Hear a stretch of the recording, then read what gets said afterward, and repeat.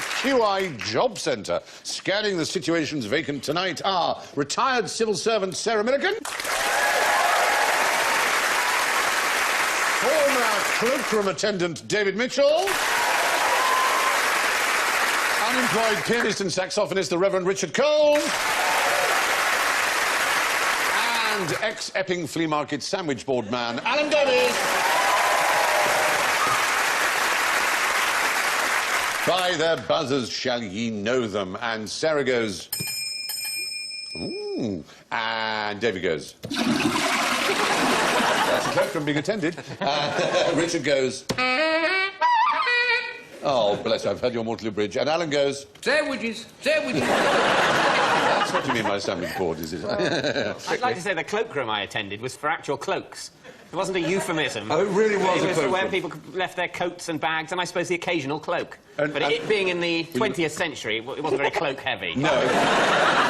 I actually do have a cloak. It's standard issue for clergymen. Oh, yes, you would have one, wouldn't you? Has it got pockets? It's got deep poacher's pockets, so you can keep things like holy water in there if you wish to. In case you happen to meet a girl who's possessed by the devil. Exactly. But also, it's a practical garment. There's sort of special tapes and bits you can hang on to and wrap around yourself. I recommend them. They're lovely. And is it true, do you kiss your stole before putting it over your shoulder? Yes, you do. There's a special prayer when you're getting kitted up. So you kiss the cross and you say a prayer as it goes over your neck. I'm just thinking of Max von Sydow going, the beast will say many things. The power of Christ compels you. The power of Christ compels you. And then the green vomit comes out and... Which, in fact, I have done a couple of... Let's just forget all the questions. I'm going to get down to it. Exorcisms is more interesting. Well, we call it deliverance now, rather like the takeaway man on the moped who comes with I was in a parish where there was a major drug problem, and so quite often you'd be called out to people who'd just done a lot of speed. Right. And they would describe what had happened. You realise they were talking about the horror film that was on in the pictures the week before. Oh.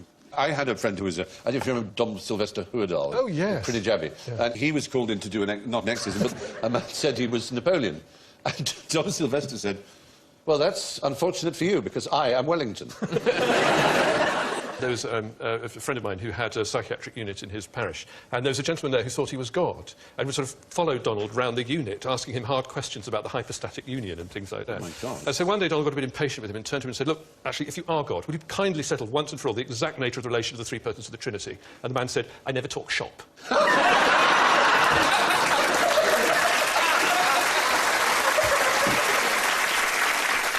Listen, we're way off base here. But I'm having a good conversation, and that, in the end, is what QI is supposed to be about. So let's begin with our first question. Confucius once said, give someone a job they love, and they'll never have to work again. So, what sort of jobs are these? We've given you what, in the social media world, as you know, is called a cloud. Sandwiches. Yep. That's only going to get funnier, isn't it? I hope so. Yep. A ripper is a murderer. But obviously, yes. A highly skilled murderer. Yes, in Whitechapel, usually. Yes, yeah. yes. Sometimes, yes. I knew that was These days, most murderers are amateur, though, aren't they? It's very difficult to make a living out of it. the job, yeah. No, that's a good true. point. A ripper, actually, you might know, there is a word, it's the kind of word, a crossword, Fiend might know, riparian, R-I-P-A-R-I-A-N, riparian. Does that mean anything to you? I feel it should. Yes. Comes from the Latin ripa, riverbank. So the riparian means of the riverside, of the riverbank. He's a fish seller who sells fish off the This bank. is like a 3-2-1 clip. I know. I thought again someone's going to be someone who repairs the banks of rivers. Okay, no, he sells fish now. I'm so sorry. Burgrailer? Is that presumably someone who grills burgers? Just the general spelling in the average burger joint. Did you know a burgrailer was someone who removed burrs from the teeth of combs in a cotton mill? I thought it was going to be from the Queen Mother. And we have a Willier, which comes from the same profession. Is that someone who was both in the Black Eyed Peas and the Wurzels? Oh, Will I are? Will I are. Oh, very good. Excellent. You see, your years working with Jimmy Somerville and the Communards have not dulled the edge of your wit, I'm glad to see. It's actually a Willier, it's also called a Willier, but Willier is a more common name for it. And it's, again, we're back in the world of the loom, operating a willying machine, which simply... Yes, thank you, ladies and gentlemen. Wharfinger, you might be able to work out, there's an odd thing that we do in English, which is that we add a letter N where one isn't necessary. So, for example, if someone is on a passage, on a journey, we don't call them a passenger, we call them a passenger.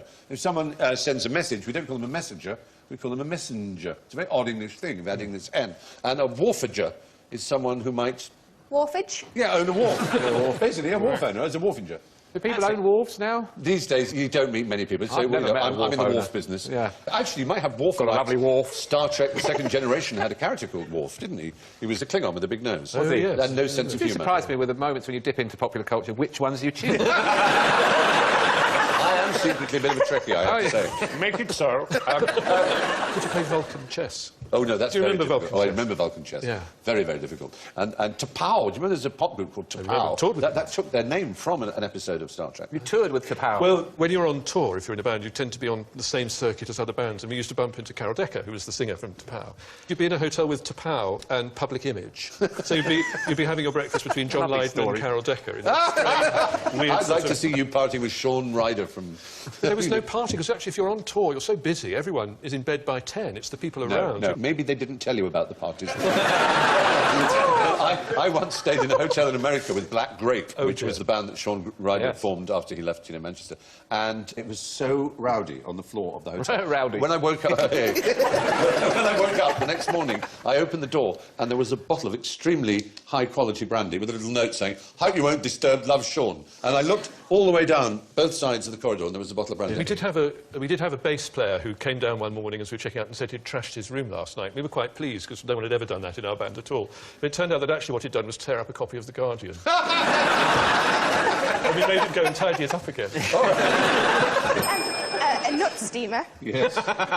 Is that somebody who works in a spa? Sounds right. Does sound right.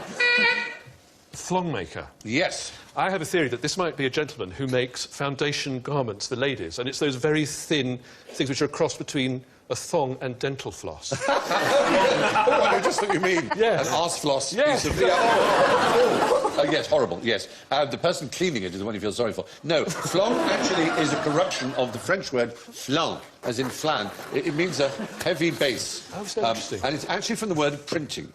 What the flong made was actually, it was because it was solid, the Greek for solid is stereo, and it was known as stereotyping. Because you were making the same thing each time, you made a stereotype. And oddly enough, the noise the ink made was rendered as cliché. The noise that made when you rolled the ink. So both stereotype and cliché, which sort of mean the same thing, are both printers' terms. So literally a cliche is made by stereotype. Yes, exactly. It is very confusing. Yeah. And we're only here to be quite interesting. We don't expect you to be rolling on the floor, barking like a seal, vomiting with laughter at that thought. But I do hope you will take it home, wrap it in a little parcel of lavender paper, and store it in the bottom heart of your drawer. I'm worried I'll planning get it to- wrong. Yeah, okay. I'm planning to slightly misremember it. Oh, Say yeah. some version of it in 20 years' time. So, the one we can't help you with is a macaroni loper. No one seems to know. We think it may be simply some sort of pasta job of twisting macaroni into Making it. necklaces out of macaroni, that's what... But the reason we know all these are all jobs is the 1891 UK census. People had to put their profession, and these are just some of the So we professions. just know that someone in the 1891 census, or probably more than one person, said, "Oh, I'm a macaroni loper." Yes. And no one's ever explained. No, Like, unfortunately. because nowadays in the census, don't some people, they put that their religion is Jedi Oh, as a sort yes. of joke. Yeah, Maybe yeah. the macaroni lopers are having a laugh at our expense. Yeah. I once had to have a discussion about that when I was involved in prison chaplaincy, because one of the prisoners wanted a Jedi chaplain. No. In the end, we found a shaman in Lincoln who did the job. And did he come with a little lightsaber? No, he had a shaking stick, but we thought that was That as would near as do. we could get, yeah. Wow, that's pretty impressive. Star Wars will outlive all the major religions, I'm sure. You think? Yeah. Maybe it will. Maybe. It will. You want a Ewok at the back? Anyway, there we go. That's question one over with. How does snake farming work? You plant them in the ground. Unless they're doing the actual farming, that might be quite tricky. Just put them on a tractor and watch them go. Well, there was one great snake farmer called Bill Hast, who lived from 1910 to the year 2011, and he died 100 years old.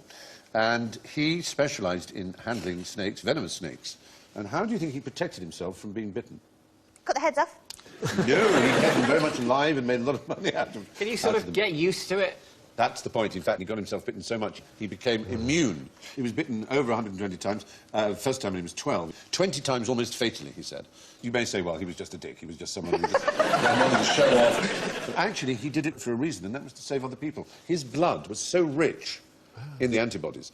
Interesting. I mean, there are snake handlers, of course, are religious Yes. people in America, some of the southern states. Oh, of you America. have to drag religion into everything.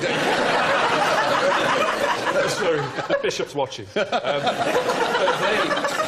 They, because they take rather at face value a text from the Gospel of Mark, in which says that you shall not be hurt by a serpent if you are kind of in our club.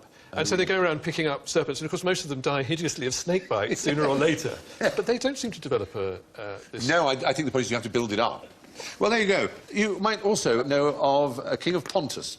Northern Turkey is where Pontus is. And there was a king there, Mithridates, and he was very much an enemy of Rome, and he was convinced he was going to be poisoned, and he was one of the first people we know of who made himself immune to poisons by taking small amounts of them. And sure enough, he was indeed cornered by the Roman general Pompey. He took poison, a really, really strong dose, and it was still didn't kill him, so he had to get his servant to stab him to death. So, I went to India on holiday, and there was a bit of food going on, and there was some green chilies in a glass. Now, some green chilies are quite chewable and dippable. and some are so not. And I picked this one up, and I could see 3 Indian ladies peering around their heads around, virtually nudging one another, because they'd clearly put these out as a trap. And they nibbled the very end of it, and then I was numbed on the side of my face for for several minutes. Terrifying. But while I was there was a story about an Indian woman who could eat. She set a record that's in the Guinness Book of Records or something. I mean, Yeah. dozens of these things. Yeah. Same principle, I suppose, building up. Yes, tolerance. you do. Have you been to Iceland? No. Oh, the smelly fish. Hackle. Have you had hackle? Never had it, no. They give you this dish, and it's got these little cubes of foul-smelling strong cheese on it, and you sort of take this cheese and you eat it. It's absolutely disgusting. And then you go, and you go, that's the worst cheese I've ever tasted. They go, it's not cheese. What is it? And hackle is they kill a shark, and then they bury it in sand on a beach so it putrefies in its own urine. Yes. They do. And then they dig it up and they cut it into cubes and give it to tourists. And we're supposed to feel sorry for their financial crisis. Up yours, Bjork. Were they worried that tourism was going to get out of hand on that And how bad do things have to be that putrefied urine as shark meat is your delicacy? It's true. Gracious me. I think we should move on. So, what might an inspector of nuisances do? Did nuisance used to mean something else? Was it like nuisance meaning a noise or a Well, yes, a party noise. It would or include a noise, yes. It was basically kind of an equivalent of today's environmental health officer. They were appointed by the local authority, a sanitary and health One issues. man's nuisance is another man's rowdy evening in the hotel, isn't it? I mean, Yes, really? but Who this decides is like, what a nuisance well, is? this is like, if your neighbour is a hoarder, or they're smelly. This was in days before the more common sanitation that we expect. So if it was really smelly, very noisy, they would also disinfect houses that had had smallpox. They were also responsible for the scavengers. And what were the scavengers? Were they people who made a living through going through the leavings of others? That's what you would think, wouldn't it? Like sort of mudlarkers going through the beaches. It actually had a more specific and unsavoury meaning originally. Waste. Waste. Night soil Night men, soil. they used to be called. They Night soil. stole poo. Well, not stole, but... Just ones you've done in the night. People had outside jackses that were not connected to any system of sewers. just a hole. It was just a hole, and so there would be a pile of poo, and the night soil man would come with his spade, and he'd take your poo away. Right. And that was a job, not a pleasant one. They were known as scavengers, and it was a deeply unpleasant but deeply necessary job, obviously. Would you have to tip your scavenger? Like you have to do like milkman and postman at Christmas. It's a very good question. You leave a Christmas box. You leave a Christmas box, especially perfect varnished stool. The best stool you produce, I had you save it up for I it. had a thoroughly good dinner that day, and I think that's quality. That's right, you can't spot a nut or a crack in it. Lovely, lovely. That's what you do. It doesn't remain in that... I know this because I was a chaplain for a bit in Uganda, and they have scavengers, night soil people there. But I only saw it once, and I shudder to recall it, but it was sort of mulched down, if I may put it that way. It So loses it's not in its shape and form. It's slop. Slop. The same thing happens with squirty cream. Exactly. Comes out a lovely Yes, shape, you're but right. leave it for a few minutes and it's all Loses gone. its form, It doesn't does, it? yeah. And no one likes a stool that's lost its form. Yeah. Absolutely. Just Points ruins deducted. squirty. Points deducted for a sloppy stool. Anyway, enough. I'm ready. Let's move on. Now, what is it about software engineers that drives people to violence? I've got a theory about software engineers. Well, the problem with software engineers is that they're all really into computers. Yes. And they say, why not have a little twiddly bit that does that when you do that? That would look pretty. Well, you say, well, the upside is it would look pretty. The downside is that's another thing that doesn't work. It takes up If the- processing yeah. power or speed or... Do they call them Exactly. twiddly bits? They've probably got some technical name even for twiddly The bits. usual word is feature. Yeah. Well, that's certainly one thing that is annoying. I don't like software which anticipates needs I don't have. the sort of spell checker thing which corrects your spell which you didn't want to spell. I've got RSI now from correcting the corrections on my phone. If I want to type the C word, and I do sometimes, it comes up with Cynthia, and that's my mother-in-law's name. And she's lovely. It seems so unfair. Let's hope it doesn't work the other way round. Unfortunately, in the original Greek, it is Kunthia. Is it? There is no letter Y in Greek. It's an upsilon. That's so you. alarming. It is Kunthia. Yeah. I'm going back to the very first software engineer that ever was. Babbage. Well, Babbage owed an enormous debt to this person. Ada Lovelace. Ada Lovelace also owed a debt to this person. Ada get the Lovelace cloak. wanted to use the same... You've done very well. Ada Lovelace was the daughter of... Mr. Software. So disappointing. Because, you know, Mr. Baker, don't you? Yes, you do. Mr. Butcher. Old Mr. Jeremiah Cooper. Software. But it's so much more interesting that she happened to be the daughter of Lord Byron, and she was one of the great mathematicians of her age, and she was a woman we should celebrate. And she was a colleague, as you say, of Charles Babbage, and they had got their difference engine, and they wanted to steal the idea of a Frenchman who'd come up with the idea. That's the software idea. It was for automating something. As a little boy, he used to sit on a particular type of machine and watch it working and thinking, I could make this better. And he invented a punch card system for it. And he has, its name is... It's not those pianos that No, play no, themselves. pianolas used the same system, but this is before that. It's much more useful because it made something everybody in the world wanted to buy, which is clothes and textiles. Oh, is it for, like, a pattern on A the loom. cloth? A loom. Right. It's a loom, and it's a particular kind of loom. Jacquard. Jacquard is the name. Joseph Marie Jacquard. And he was an extraordinary man, born in 1752. And these looms were used right up until our lifetimes. There you are. Look at that. That's what he invented. Now, you look at those punch cards, you think, now, what can that do? Babbage correctly saw this couldn't just make a loom and a tapestry and a picture, but it could also possibly do calculations and other such things that mathematicians were interested in. And so we have a portrait of Jacquard himself, which is done in woven silk using a Jacquard loom. That is done by punched cards. Isn't that astonishing? The depth, the tone, look at the knees there, the way the cloth is. I mean, Looks almost like a photograph. It almost looks like a photograph. You think That you'd be is- happier, wouldn't you? so, well, that's true. Smiling in photographs is a very recent thing. Oh, It was really? never considered normal. It was considered weird to smile. But the question was, why did he drive people to violence?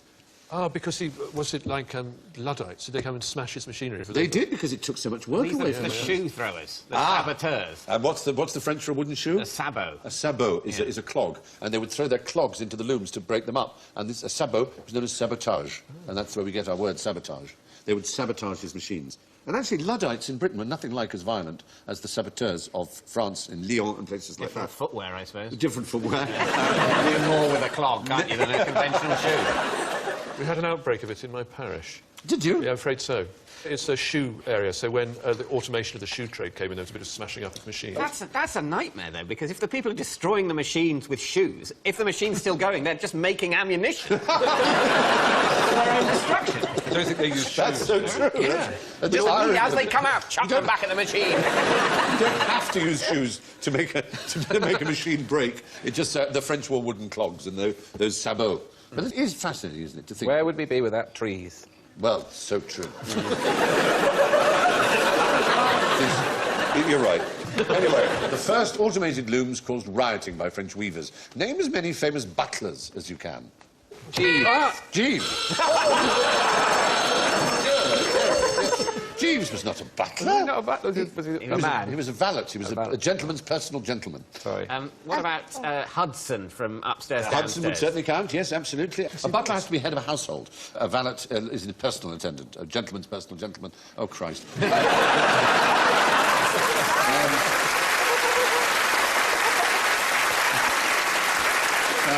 I mean, you got away with this, didn't you, really? Because you were quite young to play the role. Well, really, yes, I weren't was you? young, I mean, you in particular, because he was quite a bit older, isn't he? Well, in Carry On Jeeves, which is the very first appearance of Jeeves in Woodhouse, a darkish, youngish chap stood in the doorway. Is the only physical description you is can get of Jeeves. But as Bertie Wooster said of him, although he is not a butler, if it comes down to it, he can buttle with the best of them. And so What But a about, butler was literally a bottler. He looked after the cellar. John Gielgud in Arthur. Yes, What he was that played. character? Well, was he a butler or was he a valet? I It's think hard he to was- tell. I'm saying A man, my man. You know, they used to say my man. The 5th Duke of Portland was so relied on his valet that when the doctor visited, the doctor would stand outside the room, the valet would do the rummaging around and call out what he saw. I'm just inserting my finger into his grace now. I would say it's a sort of yellowy-blue colour. The doctor would say, that's a very bad sign, or a very good sign. All 5 of His Grace's testicles are in order. It is a most bizarre thing. Many years ago, I was asked, as I'm sure you've been asked, to address the Oxford Union. They have asked me, but I always imagine that they just ask me along just so they can go... No! They love you! They love you! They'd also just... We have an entertainment. Ask him something. We've got it now done. someone from He doesn't know. Take my cloak. No, I went, and I remember this quite, even for Oxford, astonishing young man in a wing collar, who was wearing an extraordinary manner, and whose name was Jacob Rees-Mogg, and he was the son of William Rees-Mogg, who had, for a time, been the editor of he's an Times. MP now, isn't and he? he's now an MP, and he's... we may have a picture of him. There he is. You're never going to mistake him for an Essex chav, are you? Surprisingly... River dancing. He's tall, isn't he? He's bigger than the houses. He is very tall. There may be a parallax effect, I'm not sure. But anyway, he was infuriated when leafleting the streets of central Fife by the fact he was mocked because he was assisted by his nanny. What was so extraordinary was his response. His response was, well, I do wish you wouldn't keep going on about my nanny. If I had a valet, you'd think he was perfectly normal. Man of the people. I've had a tweet relationship with Jacob Rees-Mogg. Is he a Twitter friend? Well, I think I don't know if it's actually him, but he quotes to me Anglican psalms. That's very like him. I can't think there would be anyone who wasn't him who would want to do that. It does seem a very strange pastime, I have to say. He's But not talking to me now, though, but he did for a well, while. he's very busy running the country with his nanny and his valet. I think Nanny was doing the Mary tweeting Poppins for him. and Jeeves are helping him out. That's all we need to worry about. Thank goodness. All is well in the world of Jacob Rees-Mogg. I'm sure he's a lovely man. Anyway, Jeeves was a valet, not a butler. What use is a sheep in a gold rush? Yes.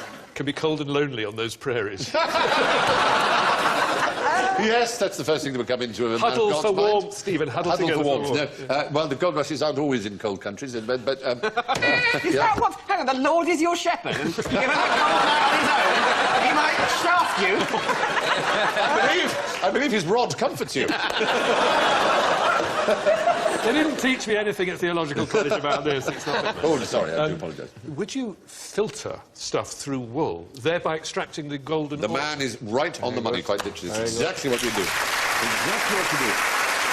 You take the fleece and the water runs through it, and it leaves behind the flecks of gold, and then you dry the fleece and shake them out. It's as simple as that. It's a very good way. Better than panning. And there are people who believe, indeed, there's one man who wrote a book about it. His name is Tim Severin. He wrote a book called The Jason Voyage. He's one of those people who believes a lot of Greek myths, a lot of myths generally, are based on originally true stories that have become exaggerated. And he believes the Golden Fleece may be one such an example. Jason may well have taken a golden fleece that someone had been using for panning for gold. So, now, what are the Swiss planning to tidy up next? Those good old Swiss. Yes. They, army knives, that's what I was going to say. Are they going to tidy them up because there's loads of useless things on them? No, I know what you mean. Just To the knife. reduce the number of Yeah, stuff just on to them. make it just a knife. But they do actually have a plan to do some really serious cleaning, which will cost millions, but is, I'm afraid, very necessary. Is it in space? Yes. Well done, Alan Davis. What's the problem in space? Too many old satellites. Debris, round about. space debris. As soon as we started going up there, we started leaving crap everywhere we went. And- It's so human, isn't it? Even if, like a festival. even if it's a chip of paint, you have to remember it's orbiting at 18,000 miles an hour. well, that so in it your hits eye. something else, they shatter. So more and more shatter into smaller and smaller pieces, which makes it harder and harder to clear them up. So we're with the Swiss in space. They're attempting, technically, to find ways of clearing up this debris, which is a serious Dyson. worry. You need a Dyson. But you need one of the Dyson. Dyson. why Let's the- think of something. Why the Swiss? It's Why have interesting. they isn't it? taken it upon themselves after years of not you joining know- in and Maybe they're stockpiling Nazi gold? you know- Why now? Some experience I've got a horrible thought. It might be for profit. Oh, they're not just a bit OCD. I don't think... well, it could be a mixture. They've been to Switzerland. It is a very clean and tidy country. It was the first country I ever went to years ago. I was tiny, which had photoelectric cells in the urinals. And so when I left, it flushed, and I thought... And I heard the little click, and so I just went back and forth, and someone came in and saw me doing this. And That means, basically, that urinal, if it consents when you've gone to flush, it's a robot. Yes. It's like a debris in space. As soon as we create artificial intelligence, we abuse it sexually. Anyway, moving on, sorry. Let me give you the information on this. The fact is, after 50 years now of space exploration, the Earth is surrounded by junk from old satellites and spent rocket casings and so on, all down to small pieces of wire and chips of paint, all hazardous to current satellites, on which our lives are beginning to depend. GPS and so on, and peacekeeping and all kinds of things. Grinder. Oh, Grinder, God, yes. What would we do without Grinder?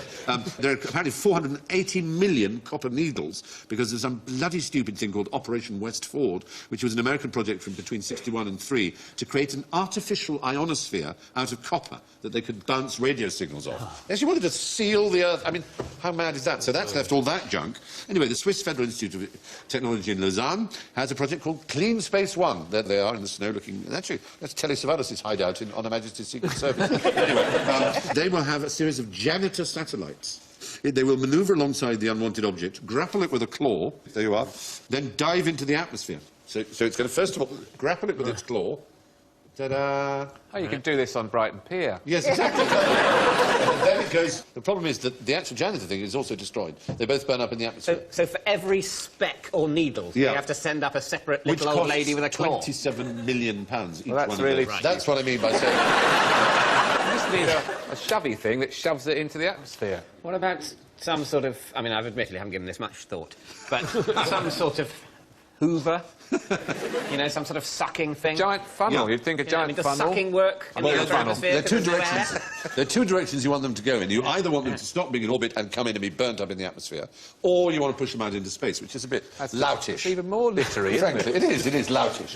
We Brits have come up with a different solution at the University of Surrey, and that's a nano-satellite the size of a shoebox, and it contains a 25-square-metre solar sail. So when unfolded, this cube sail, as they call it, is driven along by photons from the sun, and it carries any junk and takes it out into outer space. In due course, devices like these may have to be built into anything that's ever allowed up into space again, must have on it something that will help with the problem. But that's the problem. At the moment, the Swiss have their $27 million machine. So there you are. Now, what would be the best planet in the solar system to take your annual holiday on? Yes. Earth. Absolutely the right answer, I'm frankly saying. I don't think there could be a better answer. Well, the great advantage of Earth is that you can survive on it. Yes. So lovely on a holiday, isn't it? It is. To just breathe live air through again. it. Yeah. Yeah, exactly. Hello. Uranus. Why Uranus? Because it would be much longer. Ah, now there you're getting very interesting. It's about how long a year is or a season is. How long is a Uranian year? A Uranian year is 84 Earth years. 84. But each day is only 17 hours, so again, it spins faster than us. So how long would a fortnight be?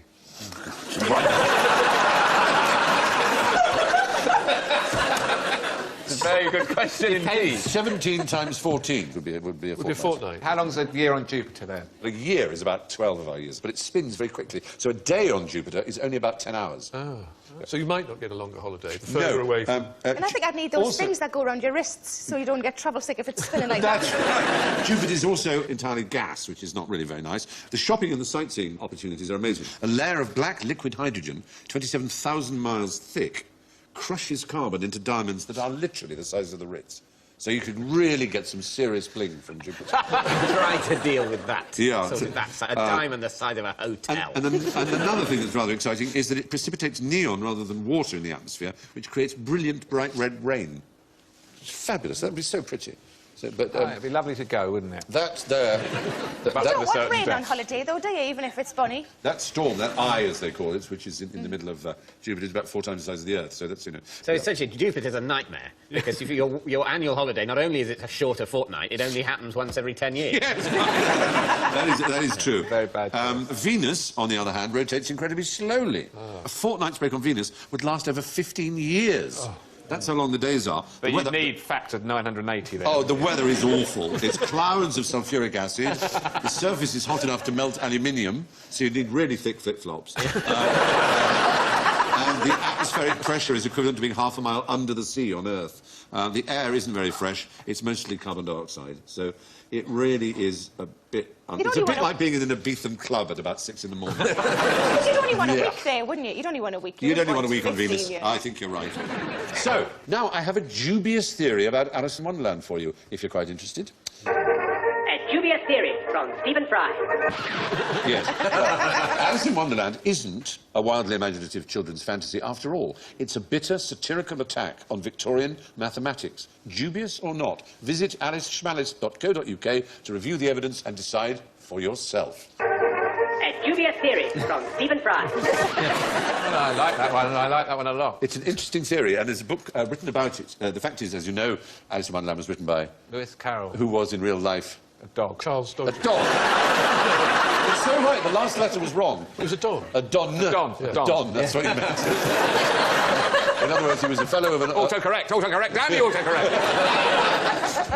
He was a mathematician at Oxford. Yeah. And he was a very conservative, classical mathematician who believed in Euclidean geometry and things like that. And there was a new world coming into maths that would resolve in David Hilbert's famous questions and the Poincaré conjecture and Riemann's hypothesis and all the things that Alan Turing and later mathematicians The invention of devoted number themselves. 9, of course. The invention very controversial. I've never taken to it myself. Squeezed it in between 7 and 10 and 8 and 10. Yeah, in fact. yeah. Eight came even later. 8 came later, that's right. They needed it for the war. Blind spot, so weird. They need it for bingo, I think.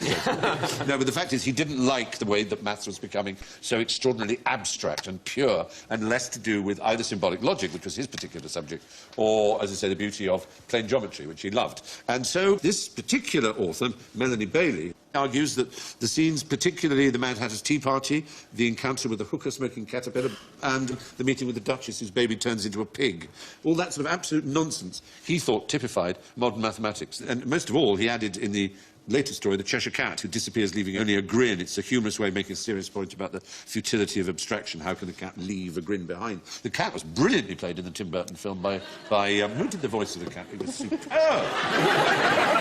Oh, Hugh Laurie. Hugh Laurie, that's right. That's it. I knew it was someone good. Minus 2,000 points. Anyway, Melanie Bailey, the author of this book, reminds us that his other works are painfully dull and moralistic or very technical works. In fact, Queen Victoria read Alice and loved it so much and said, I do hope, Dr. Dodgson, that you will dedicate your next book to me. So he wrote a book called something like Problems in Symbolic Logic. to her Majesty Queen Victoria. He must have read it and thought, what the fuck is this?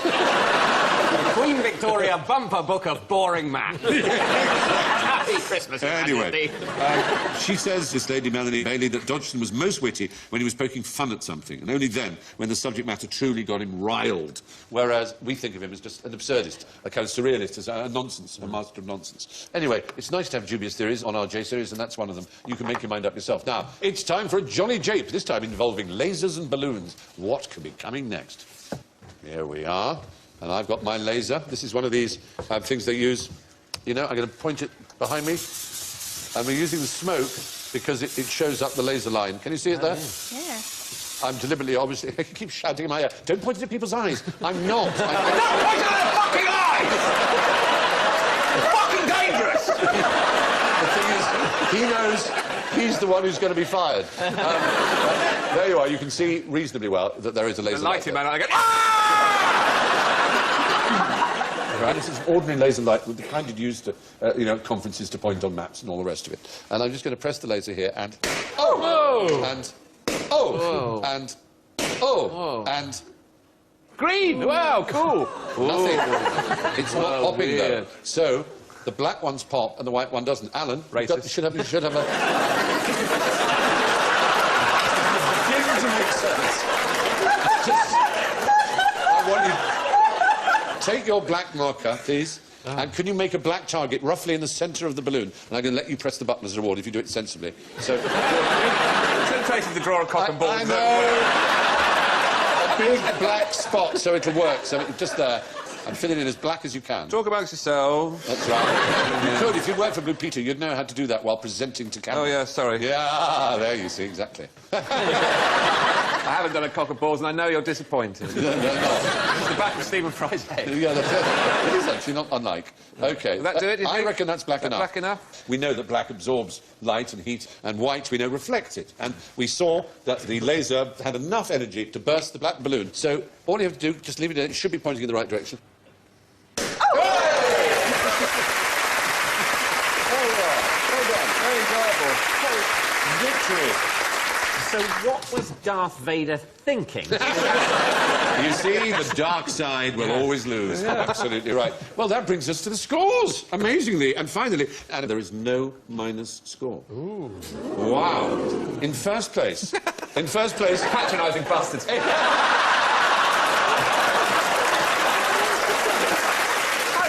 had points before. In first place, aided by a first-class brain and, of course, divine assistance, with 23 points is Richard Coles. Yeah. So I'd like to give my points to the poor. What a holy man of God. We're all Booze from the atheists. We know he's only teasing. In second place with plus 13 is David Mitchell. In third place with 8 points is Sarah. Well done, Sarah. And it's not minus. In last place with 0 is Alan Davis.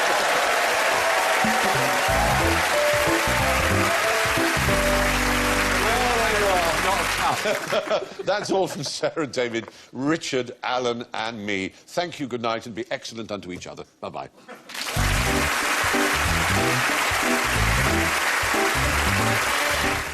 More comedy coming up next this evening here on BBC HD.